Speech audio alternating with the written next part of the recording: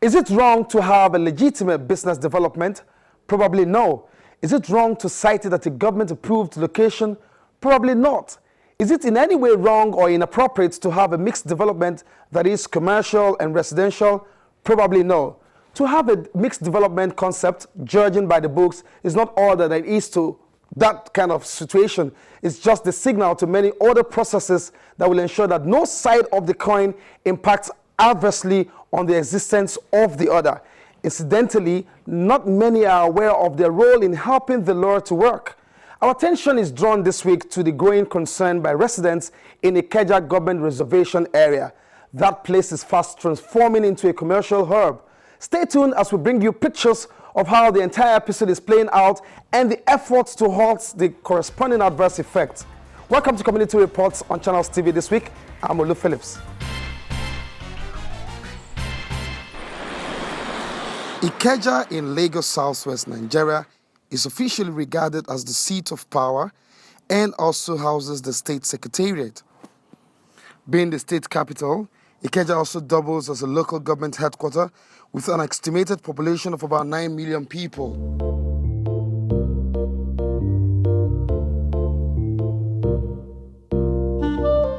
Five divisions characterize the old Lagos, namely Ikorodu Division, Badagry Division, Lagos Division, Ekpe Division, and of course the Ikeja Division. These 5 divisions will later give way to the 20 local government areas and lately the 37 local council development area.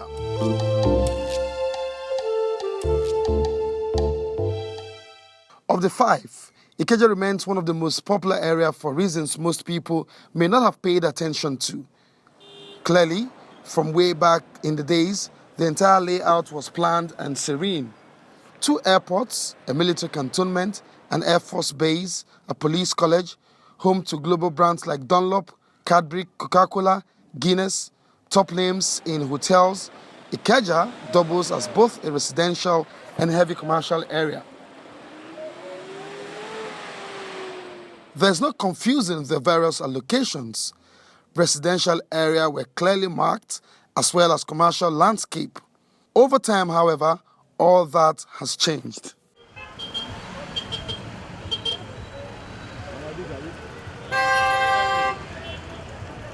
Urbanization and growth brought about a mixed development so that some areas have been heavily commercialized and have become high streets, giving the impression that town planning laws have been violated from the original master plan to the detriment of residents. Many people come into the country, or many people have the money they want to establish. The first thing when you want to establish or when you want to have an industry anywhere in the world, you must conduct an environmental impact assessment. What that means is that we definitely need to know the significant environmental impacts your project or your business is going to have on the environment. And we also must be able to predict the impact of your business in the future on the environment. But how many people comply to this? Only few people. So the first thing we do is come into your area. Ask your where is your EIA? I've never heard of EIA. Okay, listen, you've been operating, right? You cannot do EIA now. Let's go in. You must do an environmental assessment or environmental auditing, right? Which must be conducted by an accredited consultant from this agency. What does that mean? You understand? We need to evaluate, or you call it environmental evaluation report. We need to evaluate all the impacts you must have impacted on the environment. Because you've already started business. You've already started business. So, and for instance, what an auditor or what an environmental consultant does, the first thing is to do like a pre-auditing. What does that mean? You understand? Is to look at it, okay, we have a facility now. You want to know, first of all, you put some questionnaires down, all right? Ask your process line, how do you manage your energy, your raw materials, your so and so on. You understand? Your waste and so on and so forth. All those things are there, or your wastewater, You understand what I'm saying now? How do you manage your wastewater? Definitely when you have a facility, when you have a facility, you must definitely have what we call an effluent treatment plant to treat your wastewater, right? Before discharging to the environment. That is the law, right?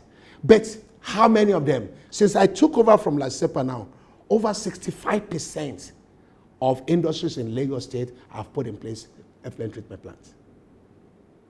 You understand? How did we achieve this? It's sensitization and a lot of education. A case in point is the hub called Computer Village. When you see any development coming to your area, notify the government, including buildings. You see, when you have high-rise buildings coming up in your localities, notify the government. They definitely must conduct what we call an environmental impact assessment. Because after the structures have been put out there, right, and you now come to the government, it is going to be difficult. When you see, okay, I will give you an example. There's something going on GRA like Joel Ogunnaike now, right? The gentleman immediately alerted us, and we had to put a stop order. You must not work until you have this and that, right? But we are trying, like in the government now, you see, the Ministry of Fiscal Planning, also with the Ministry of Environment and so on and so forth. Before an approval could be given, they have to, have you settled with the Ministry of Environment? Do you, you must have this. Yeah, there's synergy. There's synergy among us. The fiscal planning will ask, did you conduct an environmental assessment? Go to LASEPA. Do you have this? Go to so and so. That is what we're doing now.